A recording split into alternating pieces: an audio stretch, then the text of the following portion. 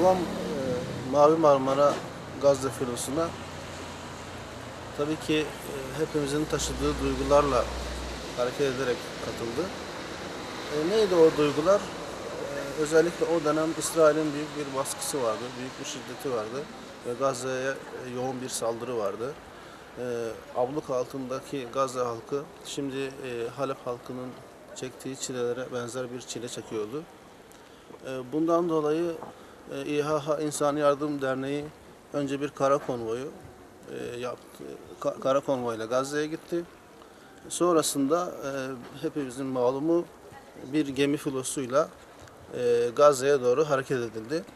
Tabii ki bütün Müslümanların kalbinde olması gereken, yani müminlerin kardeş olması vesilesiyle kardeşlerimize yardım amacıyla filoya katıldı.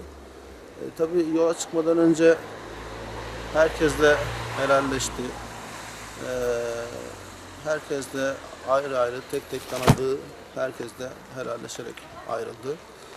Bizler de o dönemde benim Siirt'te olmamam vesilesiyle nedeniyle telefon üzerinde vedalaştık. En sonunda irtibatı onlar Kıbrıs açıklarındayken kurduk. Sonrasında irtibat kuramadık maalesef. Malum çok kısa süre sonra da gemiye Siyonist askerler tarafından vahşice bir saldırı gerçekleştirildi. Ve içlerinde babamın da bulunduğu 10 kişi toplamda. İlk etapta 9 kişi, sonra komadaki bir kişi daha şehit olarak toplamda 10 kişi şehit oldu. Sonrasında bilindiği gibi hakkımızı arama yoluna gittik. Çeşitli davalar açıldı. Hem Türkiye'de hem uluslararası diğer mahkemelerde. Bunların bir kısmında İsrail ceza aldı. İlk etapta Türkiye'deki mahkemede çok olumlu bir ilerleyiş söz konusuydu. Tutuklama kararı çıkarıldı. Ama sonrasında ne olduysa bizim de bilmediğimiz bazı nedenlerden dolayı bu tutuklama kararı için kırmızı bülten gerekli mercilere gönderilmedi. Dışişleri Bakanlığı tarafından bir oyalama söz konusu oldu. Sonrasında bu anlaşma metni karşımıza çıktı ve son olarak da bu anlaşmaya bağlı olarak yürütülen dava düşürüldü. Tabii bu bizi derinden yaralayan bir olay. Ama şunu da belirtmek isterim ki bu dava bizim mahkemelerimize bağlı olan bir dava değil.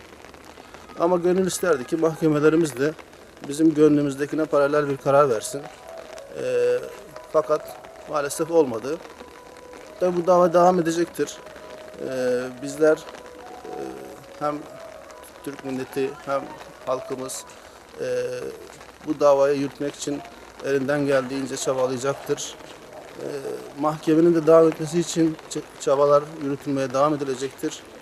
Fakat şunu demek isterim ki benim kanaatim, yani bu sonuç hiç olumlu değil.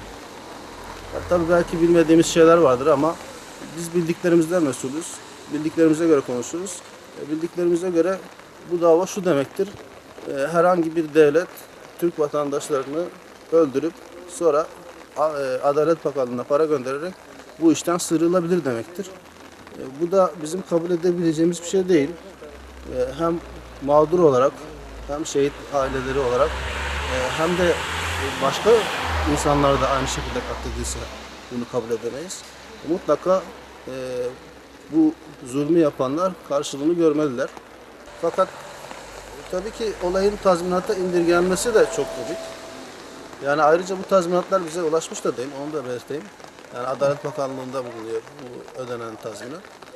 Herhangi bir şehit ailesine ulaşmış değil.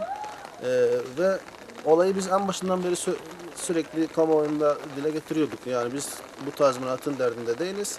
Bizim amacımız nasıl ki şehitlerimiz orada ablukanın kaldırılması ve Filistin'in özgürleşmesi için yola çıktılar. Bu doğrultuda bir sonuç istiyoruz. Yani tazminat değil de abluka kaldırılmış olsa diyeceğiz ki tamam, tazminattan vazgeçtik. Abluka kaldırıldı. Sonuçta oradaki kardeşlerimiz refaha kavuştu, feraha kavuştu. Bu bizim için yeterli derdik. Ama baktığımız zaman tam tersine bize tazminat veriliyor. Sanki işte bir nevi rüşvet gibi. Ki o da elimize ulaşmış değil dediğim gibi. Ve abluka sözde kaldırılıyor. Yani sözde kaldırılıyor olması bizi çok en fazla yaralayan olay. Yani bugün yine Türkiye'den bir gemi yardım için gitmek isterse gidemeyecek. Ne yapacak? İşte devletin seçtiği gemiler yine İsrail'in limanlarına uğrayıp oradan Gazze'ye yardım götürebilir. Bizim istediğimiz şey bu değildi. Bizim istediğimiz doğrudan oradaki kardeşlerimize istediğimiz yardımı ulaştırabilmemizdi. Yani onların özgürleşmesiydi. Şehitlerimizin de temennisi buydu, amacı buydu. Fakat şimdiki bu anlaşma bunu sağlamadı. Bu açıdan baktığımız zaman bize bir başarı gibi gelmiyor.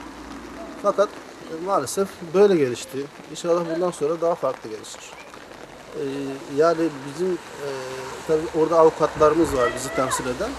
Onlar gerekli girişimleri yapacaklarını beyan ettiler zaten. Yine tabii ki oradaki mahkemenin sonucunda muhtemelen bazı mercilere itirazlarda bulunacak ve dava devam ettirilmeye çalışılacak. Ama açıkçası ben çok umutlu değilim bu işin dava kısmından.